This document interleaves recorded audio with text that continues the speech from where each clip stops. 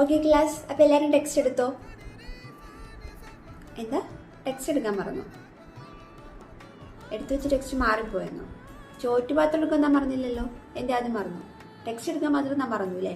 അല്ല, ഞാൻ അറിയാമല്ലെന്നിട്ട് ചോദിക്കുക. താൻ എന്തിനാ ഈ സ്കൂളിൽ വരുന്നത്? സ്കൂളിൽ വന്നിട്ട് അത്ര വലിയ പ്രയോജനമൊന്നുമില്ലല്ലോ. എന്തിനാ ഈ മുട്ട പിടിക്കാനാണോ താൻ ഈ സ്കൂളിൽ വരുന്നത്? തനിക്ക് വേറെ എന്തൊക്കെ ജോലിയുണ്ട്, അതൊക്കെ തനിക്ക് പോയി ചെയ്യുന്നുണ്ട്. അല്ല, വന്നിട്ട് അത്ര വലിയ പ്രയോജനമൊന്നുമില്ല. അല്ല, വന്നിട്ട് പേപ്പറിലൊന്നും കാണാനൊന്നുമില്ല. അതിനേക്കാൾ എന്താ വീട്ടിലിരിക്കായിരുന്നല്ലോ. വേറെ എന്തെല്ലാം ജോലികളുണ്ട്, ആ ജോലികളൊക്കെ തനിക്ക് ചെയ്താൽ മതിയല്ലോ.